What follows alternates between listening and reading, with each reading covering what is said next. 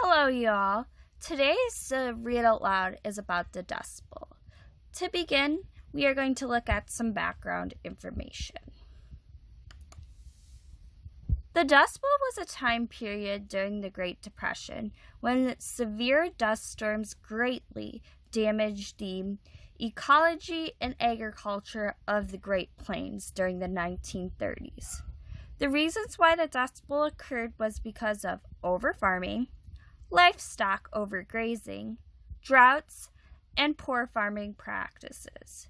Droughts occurred because the clouds could never receive enough moisture to create rain.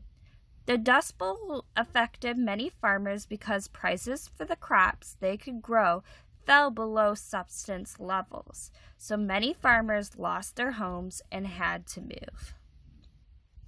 In today's Read Out Loud, we will learn about the difficult times during the Dust Bowl through Matthew and his grandfather. The book is called The Dust Bowl by David Booth, illustrated by Karen Rushka. Now that we know a little bit about this time period, let's begin reading. On Sunday morning, the wind blew outside the kitchen window. Matthew wiped the dust from his cereal bowl. He was used to removing the fine coating from everything in the house. It was almost as dusty inside as out. From the sideboard, the pictures of his mother and his grandma smiled at him. When his father and his grandpa joined him at the table, they didn't say much, but he knew what they were thinking. Finally, he blurted out, "We aren't going to sell the farm, are we?" His father set down his coffee mug and looked at Matthew's grandpa. "How much longer can we last, Pop?" "As long as it takes," Grandpa answered. "But the crops won't make it this year," his father snapped. "Without rain, there'll be no grain. Without grain, there'll be no money." Matthew said nothing. His grandpa stood up and walked over to the window. "The rain will come. The wheat will grow. It's not as bad as the last drought." Matthew's father pushed his chair back angrily and went outside. He began to work in the small garden below the porch. Matthew's grandpa sat down again, put milk and sugar in his tea, and began to talk. "When your grandma and I first farmed this land, we were young. We thought we had discovered gold in those fields of waving wheat. The world needed wheat, and we wanted to grow enough of it for everyone. We plowed up all our land, even the field that we had decided not to seed yet. We borrowed from the bank and bought new equipment so we could plant as much wheat as possible. The prairies became a one-crop country. We needed luck, and the first year we found it. All the farmers did. The sun shone when it was supposed to. There was enough rain. The pests stayed away, and the frost was late. Matthew, the prairies were covered with wheat." How fast things changed on a farm. Just the next year, in mid-June, the crops were green and growing. But by July, the heat had burnt them down to nothing. When the sun took control, it baked the land, and what rain there was could not soak into the ground. It was hot enough to fry your shoes, too hot to work in the day, too hot to sleep at night. We harvested what we could, but your grandma and I began to worry. When the rain stopped completely and times got worse, a hot, sucking wind began to feed on the bare soil, and it blew the earth away. The grass that had fed the buffalo for centuries was no more. That wind blew for 2 solid weeks, blowing from the 4 corners of the world, blowing the land from under our feet. It was the big dry. You had to see it to believe it, Matthew. It turned our world into a dust bowl. It blew open doors, broke windows, and even flattened a barn or two. The dirt and the dust were everywhere. Your grandma stuffed towels in the crack at the bottom of the door to keep the dust out. When I went outside, I had to put a dish towel soaked in water over my nose and mouth. The dust drifted like snow against our fences, and even buried them sometimes. Children had to walk to school backward to keep the wind-blown soil from stinging their faces. And when they got home, they had to clean the dust out of the nostrils of the cattle. And oh, the dust clouds! How I remember them. Brown ones, red ones, yellow ones, made from the soil of thousands of farms across the prairies. One big dust cloud blocked out the sun for days. As it moved across the country, it covered the land in darkness.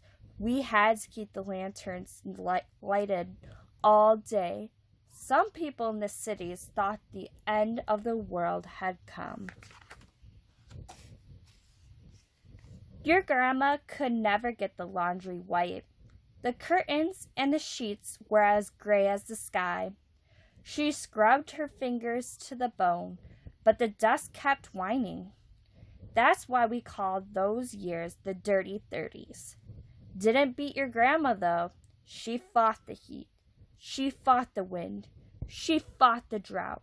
Somehow she knew that she would see crops covering the fields with green again, and the snow-white sheets billowing on the clothesline like great prairie schooners.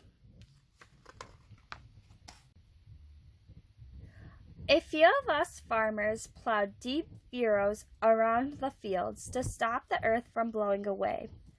Others thought it was hopeless to keep planting because their plows just turned up dry, fine dust that blew away in the wind. A few went to church and prayed for rain. For some, farming was becoming a slow way to starve. Through the window, Matthew saw his father beginning to weed the little garden that his mother had planted before she died. I'm not saying we didn't consider giving up too, but we stayed.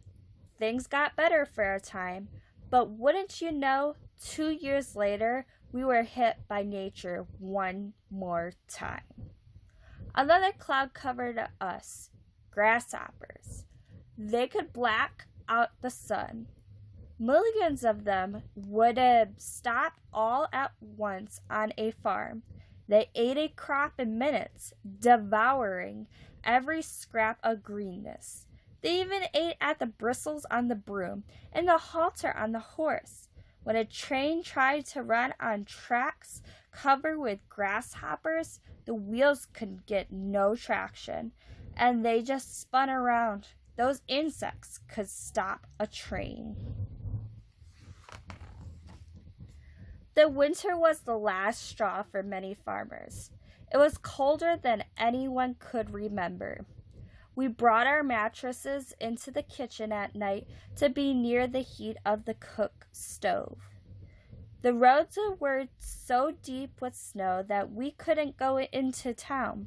We were cut off from everyone and everything.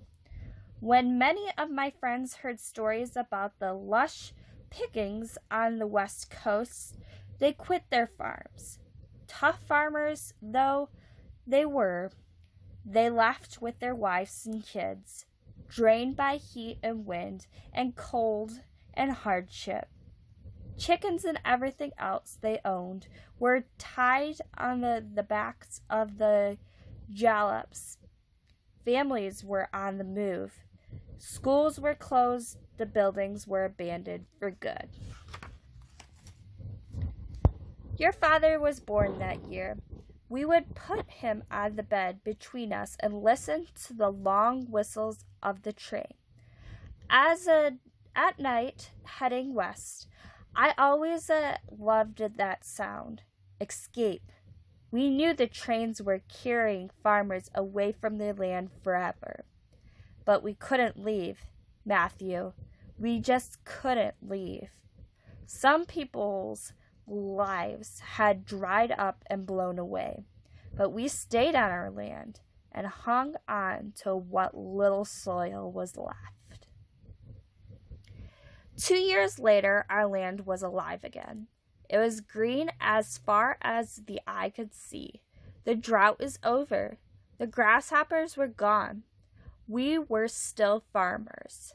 His grandpa paused for a few moments. That was 50 years ago, and the farm is still here. I could never have it managed on my own after I lost your grandma, but your parents kept it going. Grandpa, is the big dry back? I don't know, Matthew. I don't know. They both stared out the window. The wind whistled, and swirls of dust danced across the fields. Matthew went outside. His father put down the hoe, climbed the steps, and sat beside him on the porch. They both stared at the bluest of skies. I love this farm, Matthew. Your mother loved it too. She was afraid to live here at first, afraid of the space and all the quiet. But when she planted her garden, she became a part of this farm. She belonged here. You do too. Matthew took his father's hand. Will we have to sell the farm, Dad? Grandpa called out through the screen door. The rain will come. If not this year, then next year. We can hang on.